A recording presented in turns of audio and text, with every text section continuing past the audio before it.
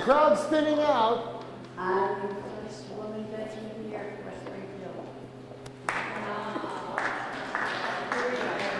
Really, Aaron? Korea. And I was at Walter Reed.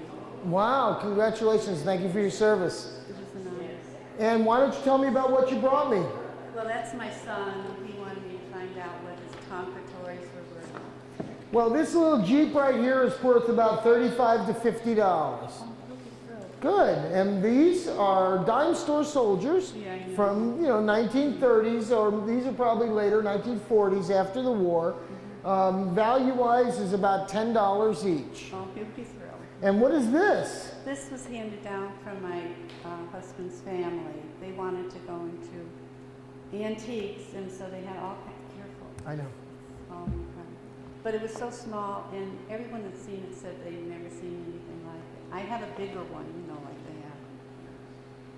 Yeah, big. These are daguerreotypes. They're tin type of made on tin, and it's a family album. Are these your relatives? My husband's family. Oh, good. So it's not instant relatives, but it's real relatives. And like we said, smaller's better. Now, did anybody in there become famous? I don't know.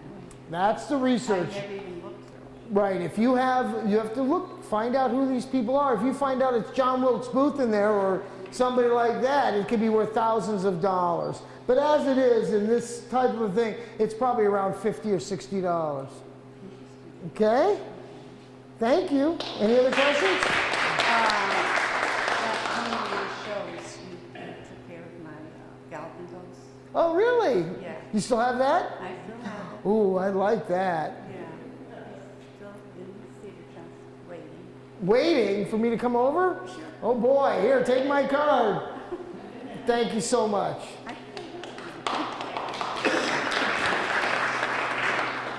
I'll set this over here for you. Thank you for coming. All right, what do we have here? Whose is this? Is this the only thing you brought, or do you have others? Okay, come on up.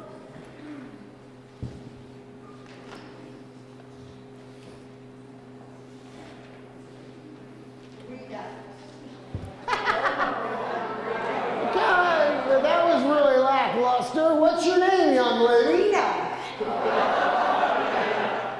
Thank you. Where did you get this? In Pennsylvania. I went on a trip with my parents, and I got it at a flea market. And what'd you pay? $10. $10, huh? Okay, let's play the game. Is this art? Yes. Is it functional? Yes. Do you think it's pretty? Yes. How many people would have it in their homes? Raise your hands. Okay, you got half a house. All right, well, let's talk a little bit about your rooster. It looks like it's European made, but maybe even in Spain or Italy. I'm going to guess Italy. But the Spanish it's got a look of the Spanish, but I'm thinking it's made in Italy because of the base, okay? Probably made in the 1940s after the war. You thought it was Chinese? Look at that thing there. Yeah, no, but it's not. That was just so that they could sell it in the export business. Chinese stuff was very, that whole style. We just copy, we just follow. We're not smart enough to create our own. But yeah, it's got a great style and look and feel. It's all raised, embossed, and it's handmade and hand done. It's only one little piece right there. Yeah, I see. You lost a little bit of the enamel there, but that's okay. Only going to knock it in half in value, so not too bad. Oh, really? Yeah, see, that's the problem with the difference between mint condition and everything else. Was this used? Because when you look at the beak, it looks like liquid came off it and maybe wore it down a little. It could have been used. I would hope somebody used it. It's a water pitcher. That's what it was used for, yeah. I would say value-wise in an antique shop, it'd be about $100 and a quarter. But it has a little chip, so it'd probably only be about $75. You should have colored it in. Yeah, where's your magic marker? A little blue on that. Thank you so much. Thank you. Aloha. Oh boy, we're back to playing with dollies. Back to playing with dollies. And what else? I got you, baby. And the blue, this big thing? Yeah. Woohoo! Let's see if I can break this. I mean, not break this.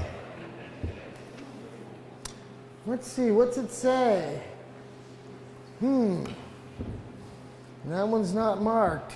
Okay, let's start with your dolly. Does she still walk? Yes. Oh wait, but first, what's your name? Kathy. Aloha. So she's a walker. Yes. She still walks? She walks, her eyes open and close, and she cries. Wow, multifaceted. Right. She's got all the attributes that every girl wants.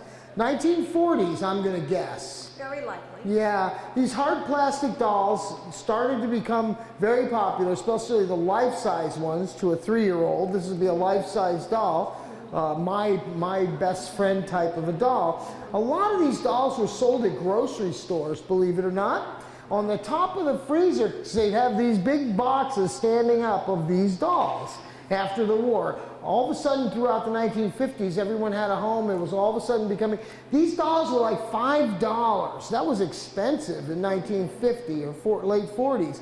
It's a whole $5 and came in a big box, and she actually, because she did all those actions, she was worth $5. Nowadays, because of the size, bigger isn't always better. There's not as much demand. But in a doll show, she would be priced at $100. And she'll walk away with the money. And then where'd you get these? My husband's family, we broke up the house, and there's a fourth reason that people have things, or want to get rid of things, is that you just don't have room anymore. It's lovely to see, but you're kind of downsized. Right, and that's one of the problems with getting older and moving into smaller places is there's certain things you just don't need anymore. And when was the last time you needed a wash basin and pitcher? We have what's called running water now. I don't know, maybe that's new, but would be in every home would have these on a wash basin because you would fill it from the pump outside and bring it in.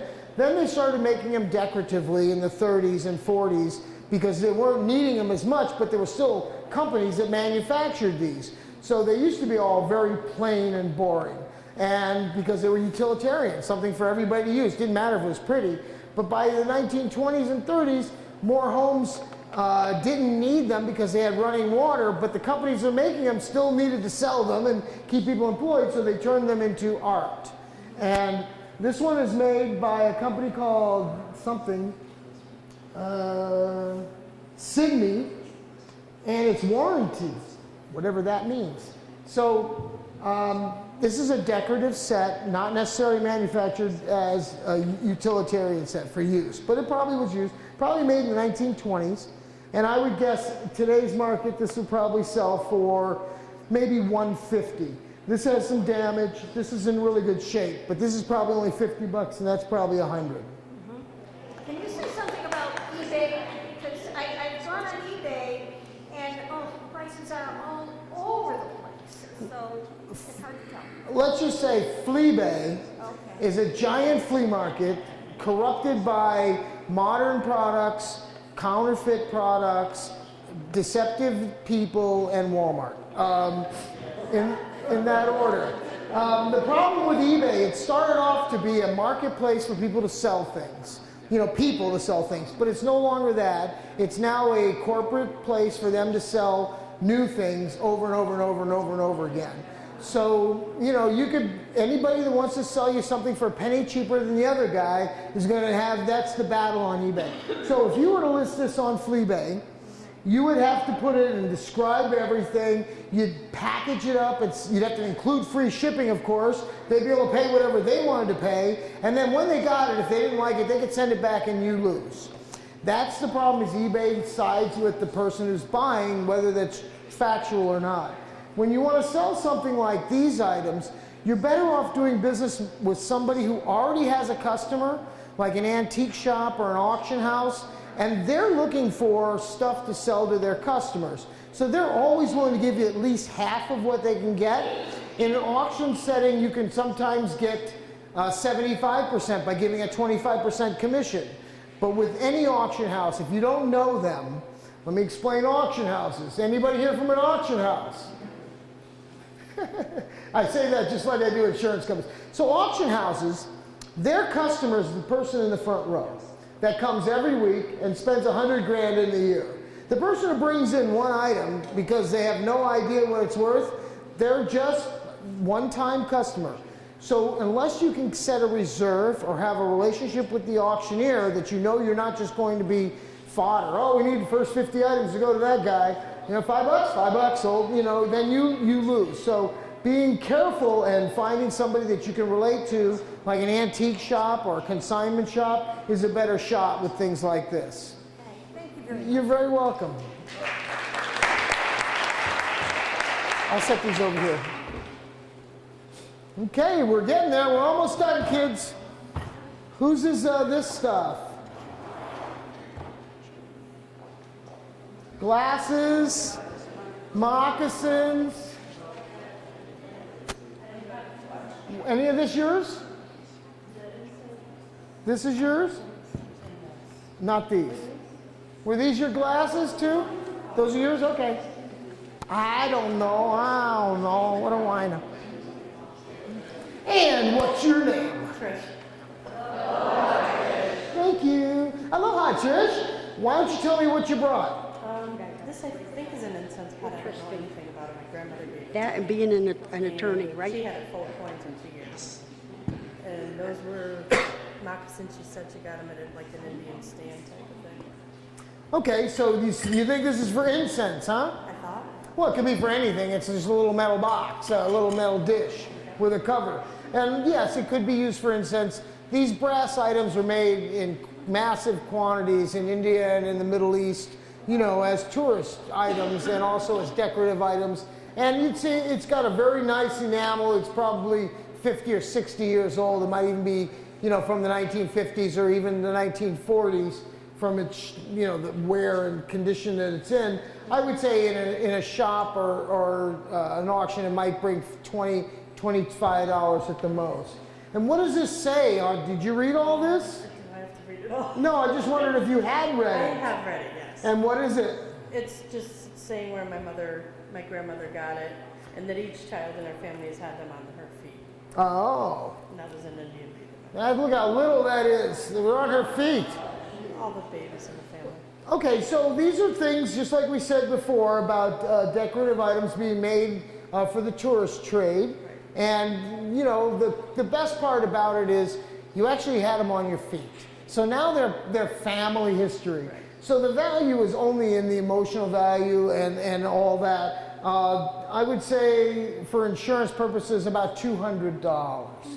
What you could sell them for might be 60 or 50 or 60 bucks, but what it would cost you $200 to replace them. Right. Okay. Okay? Thank you. Thank you. Now glasses. And now glasses. This is more than just this. Okay, what other things? Okay. Okay. Oh yeah, heavy and breakable.